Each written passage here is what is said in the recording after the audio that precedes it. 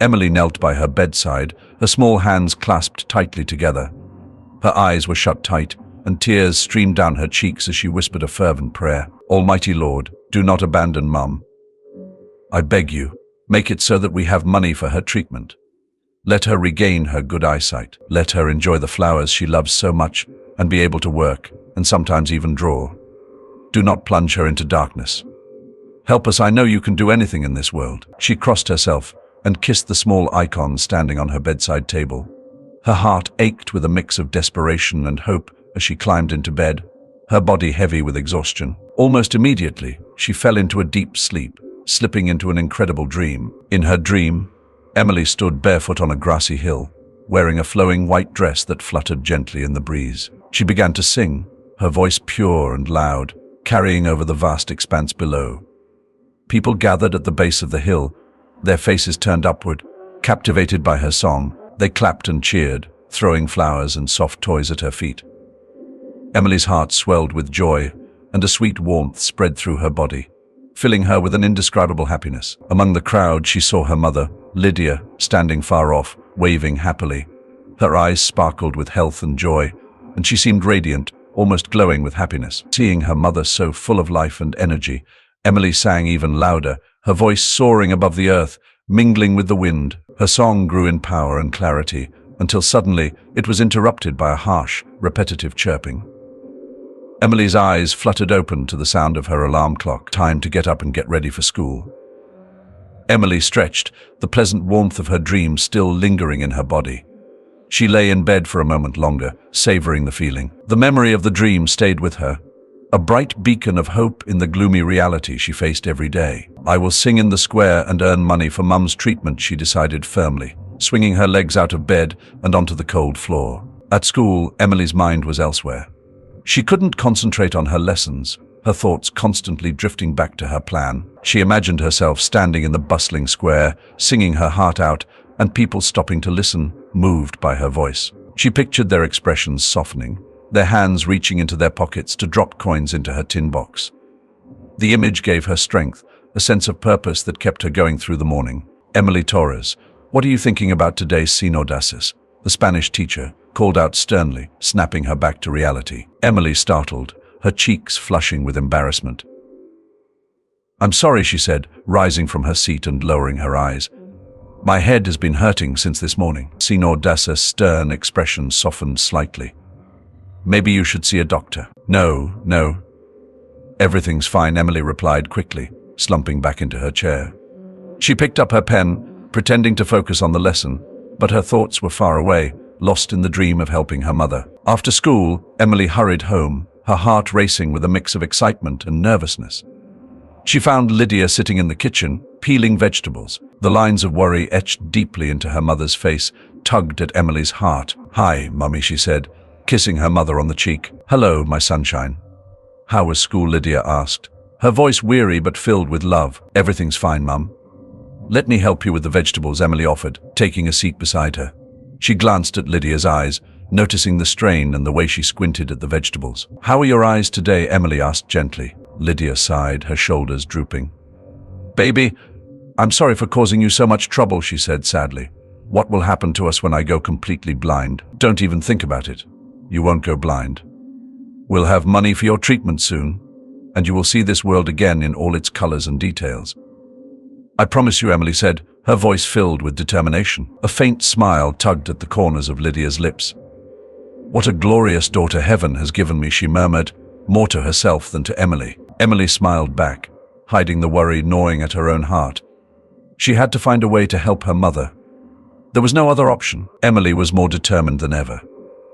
That evening, she put on her favorite sundress, grabbed her old cookie tin box, and headed out. The box had been a gift from a kind donor named Rosa, whom Lydia had cared for over the years. It now served as a container for Emily's hopes and dreams, a symbol of the better future she envisioned for her and her mother. The square was relatively empty, it being a weekday, and the sky was overcast with the promise of rain. Emily chose a spot near the shopping center, her heart pounding as she set the tin box at her feet. She took a deep breath, trying to steady her nerves. You can do this, she whispered to herself. She started singing softly at first, her voice trembling slightly. As she continued, her confidence grew, and her voice became louder and more assured. She closed her eyes, letting the music carry her away, just as it did in her dreams. People began to notice. A few stopped to listen, drawn in by her soulful voice. But no one seemed inclined to drop any coins into her box. Emily sang 3 songs, pouring her heart into each note, hoping to touch the hearts of the passers-by. But just as she was finishing her 3rd song, a security guard from the shopping center approached. "What's this gathering here?" he asked sternly, his piggy eyes scrutinizing Emily. Emily's heart sank. "I'm not doing anything wrong," she said quietly. "I just really need money." "Ask your father if you need a new lipstick," the guard sneered. "Go on, or you'll deal with the police." Tears stung Emily's eyes as the small crowd dispersed. She picked up her empty tin box, her shoulders slumping with defeat. But as she walked away, something stopped her. She turned toward the river, where a platform on the shore often drew young people in the evenings. Perhaps there she might have better luck. The platform was nearly deserted, the promise of rain having driven most people away. Emily settled under a spreading tree and began to sing again. This time, her voice was softer, more intimate, blending with the gentle sounds of the river. Couples began to pay attention, drawn to the young singer. Someone even threw some change into her box. Emily's heart lifted slightly. At least here, no one was chasing her away. She continued singing, her voice flowing with the current of the river, carrying her hopes and dreams to those who listened. Since early childhood, singing had been Emily's solace. She remembered her mother telling her, "You have the voice of an angel, Emily. A great future awaits you." Those words had been a source of comfort and inspiration. Yet, the future that lay ahead seemed bleak and uncertain, filled with grey, mundane days and sometimes even hunger. That evening, Emily earned barely €1. It was a pitifully small amount, and she felt disheartened. What did she hope for? This wasn't the capital where art enthusiasts might flock to hear her sing. Here, in this small town, opportunities were scarce. But at least no one chased her away from the riverside. As she walked home, Emily passed by the church. She paused, digging into her pocket for a few coins, and dropped them into the donation box. She crossed herself, whispered a quick prayer for her mother's health, and continued home. She decided not to tell her mother anything about her singing attempts for now. She didn't want to worry Lydia with her failures. She had to stay strong, keep trying, and find a way to earn the money they needed. Every coin counted, and she was determined to do whatever it took to save her mother's sight. Emily's resolve only strengthened the next day. She realized that singing alone might not be enough to earn the money they needed for Lydia's treatment. She needed a job, any job that paid. She would manage, no matter how hard it was. Her mother's sight depended on it. That afternoon, Emily returned to the riverside. She set up her spot under the tree. But this time, her heart wasn't just filled with the hope of earning money. It was filled with a determination to find a more permanent solution. She sang one last song, a hauntingly beautiful melody that echoed along the shore. It was her mother's favorite. As the last notes of her song lingered in the air, a man approached. He was dressed in an expensive business suit, a stark contrast to the casual evening crowd. Emily's heart skipped a beat, and she felt a surge of nervousness. Was he going to chase her away, like the security guard? Instead, he raised his hand. "Wait," he said, his voice firm yet kind. "You have the voice of an angel. It's the best I've heard. Your voice should be heard all over the world." Emily smiled, though her eyes remained cautious. "Thank you, sir. But I don't need that. I need something completely different." The man raised an eyebrow. "What do you need?" Emily sighed, the weight of her troubles pressing down on her. "It's my problem, and I doubt I can solve it." "Sometimes it's better not to keep it to yourself," the man said, his eyes gentle. "Who knows?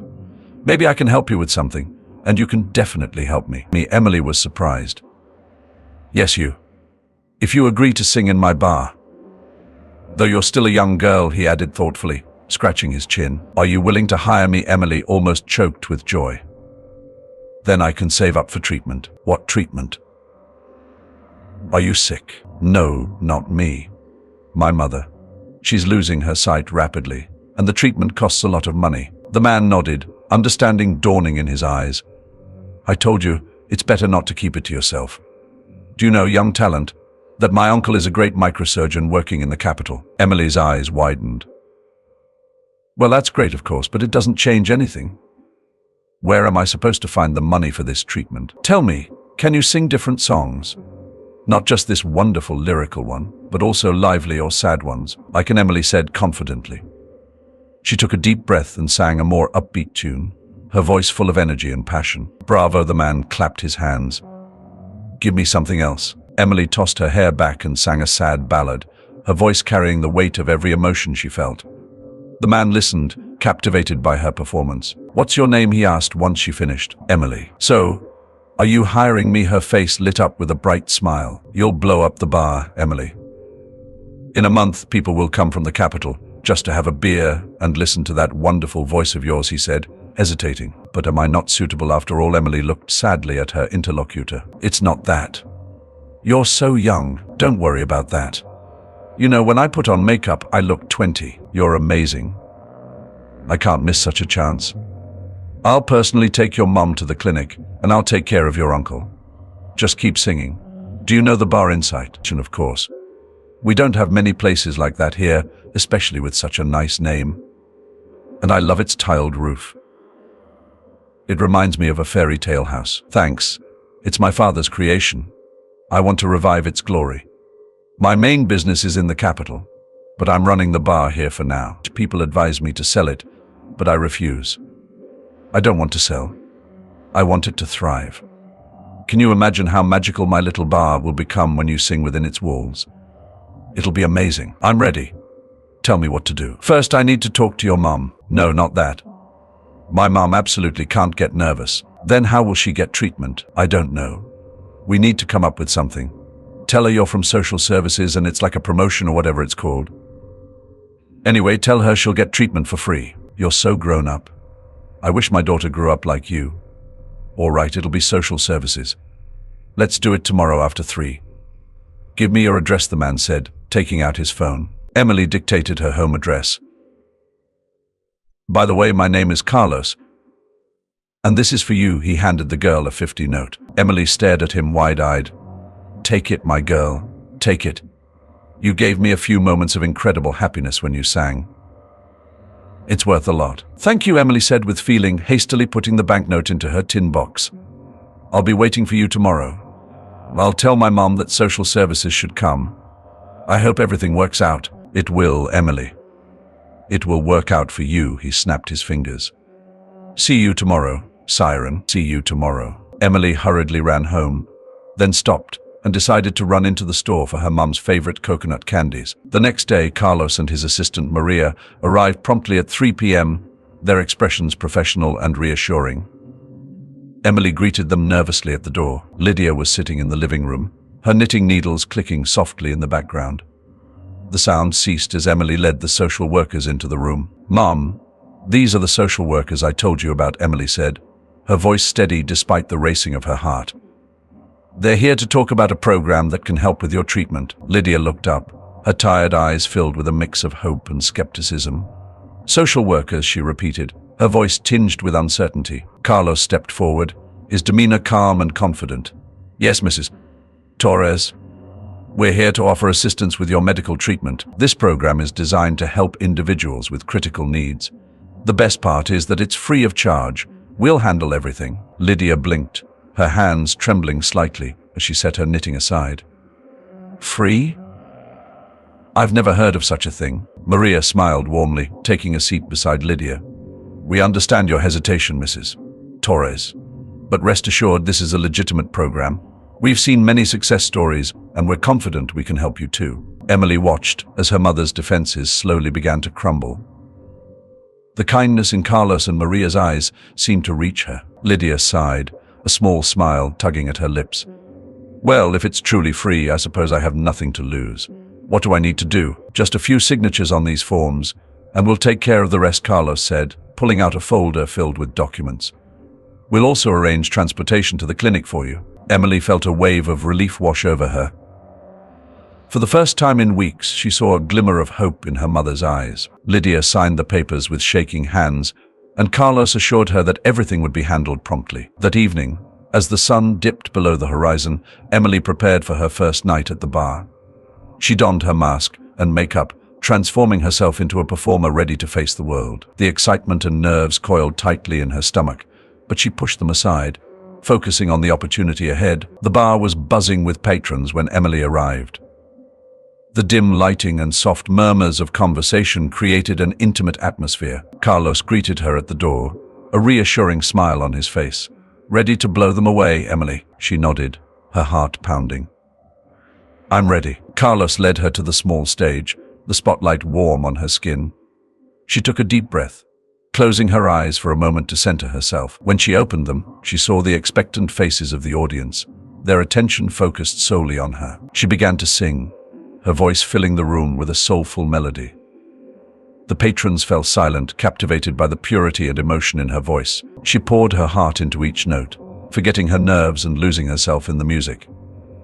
The applause that followed her first song was thunderous, and tears of joy sprang to her eyes. Throughout the night, Emily sang song after song, each one met with enthusiastic applause and generous tips. She felt a sense of belonging she hadn't experienced before, a connection with the audience that fueled her performance. By the end of the night, her tin box was filled with bills, and her heart was light with hope. Back at home, Emily dreamt of birds again, their soft chirping lulling her into a peaceful sleep. The next morning, she was awakened by the sound of her phone ringing. It was her mother, her voice cheerful and strong. "My sunshine," hi Lydia said, her tone filled with a newfound energy. "The doctors and nurses here are wonderful. My head hardly hurts anymore." Emily smiled, relief washing over her. "I'm so glad, Mummy. Soon you'll be seeing like an eagle. You better tell me how you're doing." "Have you eaten?" Lydia asked, her concern evident. "Mummy, of course I've eaten. I'm not a little kid. I'll be fine. I can take care of myself," Emily replied, her voice filled with reassurance. "Okay, I'll call you when I get the chance." "Bye for now," Lydia said, her voice warm with love. "Bye, Mummy." "Love you," Emily said, her heart full. "I love you too," Lydia replied before disconnecting. Emily lay back in bed, the warmth of her mother's voice lingering in her ears. Things were finally looking up. She had a job, her mother was getting the treatment she needed, and for the first time in a long while, Emily felt a glimmer of hope for the future. A few weeks later, as Emily was walking to the bar, she noticed an elderly woman struggling with her car. The woman's door was open, and she seemed to be having trouble reaching something under the seat. Always ready to help, Emily approached her. "Hey, sweetie, could you help?" the woman called out, her voice laced with frustration. "What happened?" Emily asked, her concern genuine. "My phone fell right under the seat, and I can't reach it," the woman explained, her face creased with annoyance. "Oh, I can help with that," Emily offered, leaning over the driver's seat to see where the phone had fallen. Just as Emily bent down, she felt a sharp blow to her head.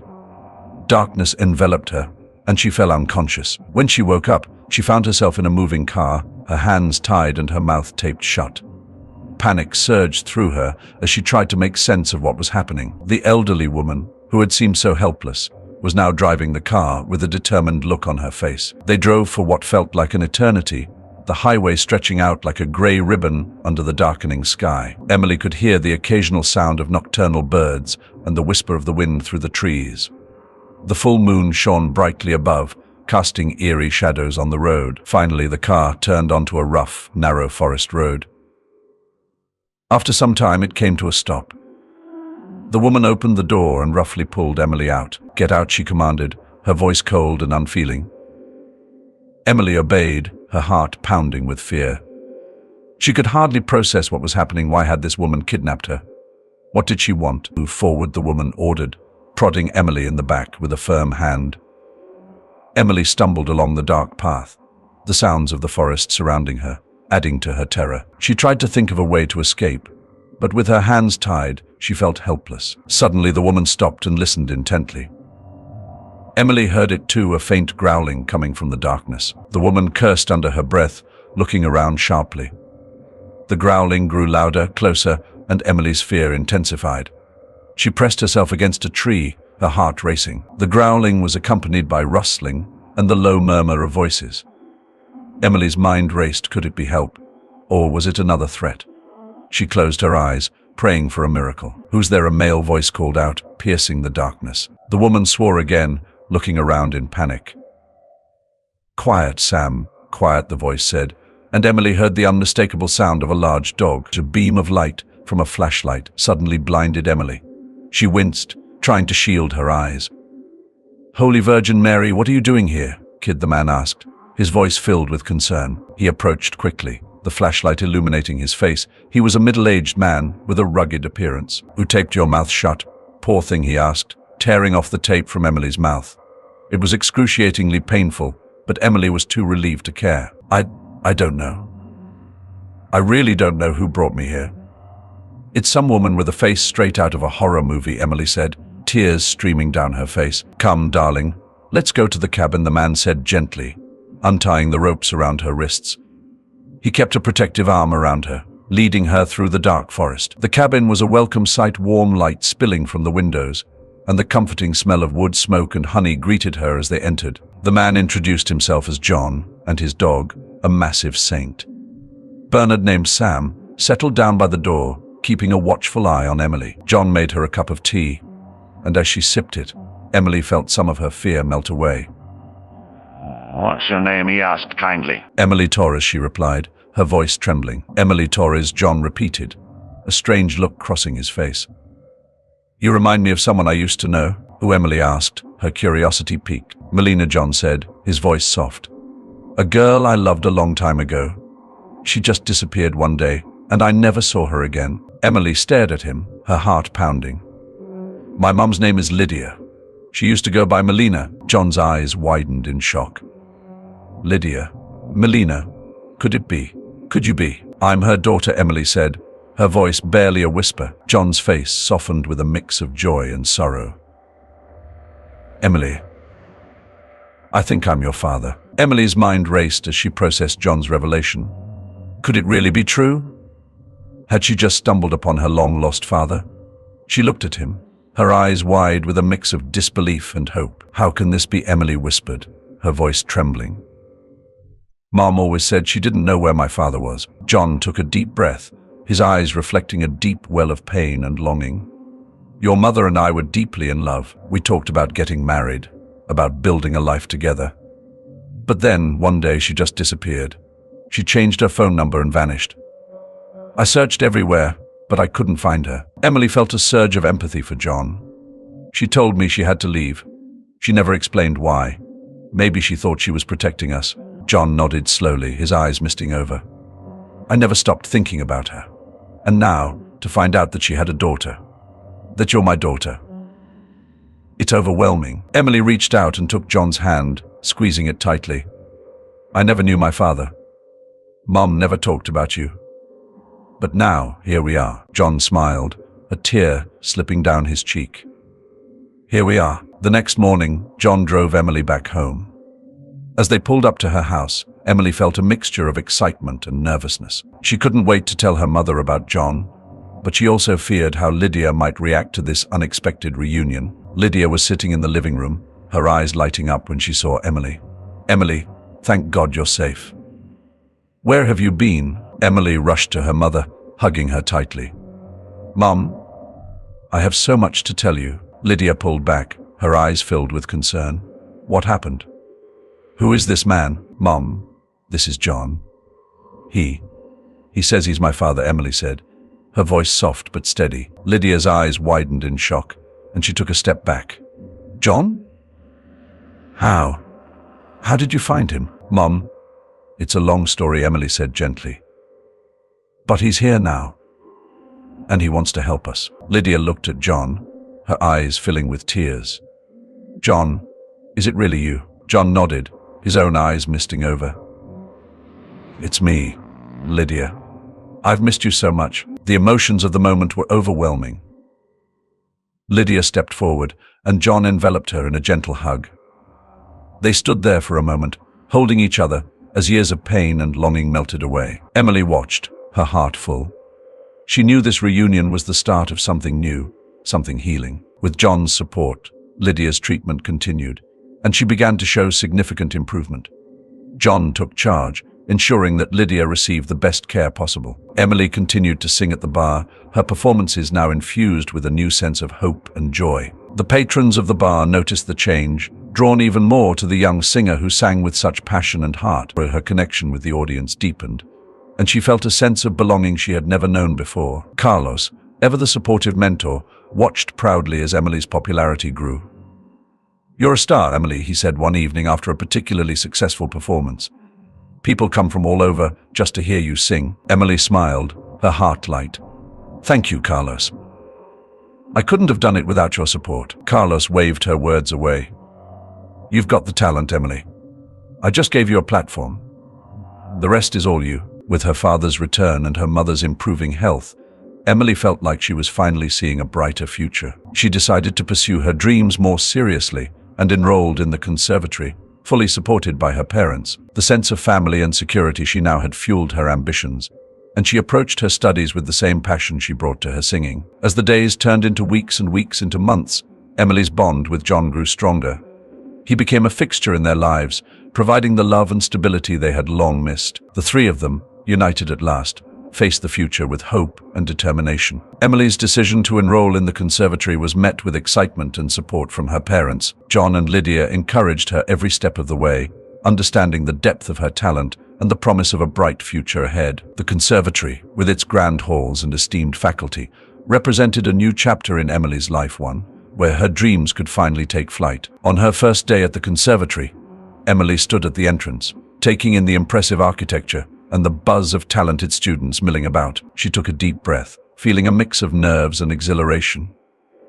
This was her chance to hone her skills, to learn from the best, and to carve out a place for herself in the world of music. Back at home, John and Lydia settled into a routine that felt almost surreal after so many years of hardship and separation. Lydia's health continued to improve under John's attentive care, and their home was filled with laughter and love. The once grey and mundane days were now brightened by hope and the promise of better times. Emily's days were filled with classes, rehearsals, and performances.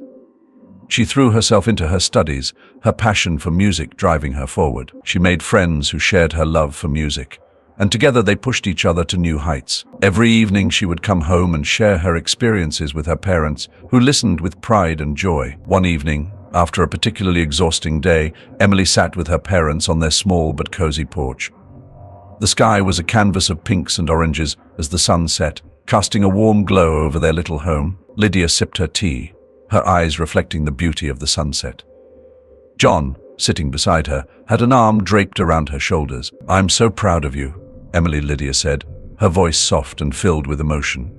"You've come so far, and I know you'll achieve great things." Emily smiled, her heart full. "I couldn't have done it without you both. Your support means everything to me." John nodded, his eyes twinkling with pride. "You're a star, Emily. The world better get ready for you." The three of them sat there, enjoying the peaceful evening and the comfort of being together. The hardships they had faced seemed like distant memories, replaced by the warmth of family and the excitement of what lay ahead. As the stars began to twinkle in the night sky, Emily felt a profound sense of gratitude. Her journey had been filled with challenges, but it had also brought her unimaginable joy and fulfillment. With her family by her side and her dreams within reach, she knew that the future held endless possibilities. And so, under the vast expanse of the starlit sky, Emily, John, and Lydia looked forward to a future bright with hope, love, and music. The promise of new beginnings and the strength of their bond would carry them through whatever lay ahead, united as a family and ready to face the world together.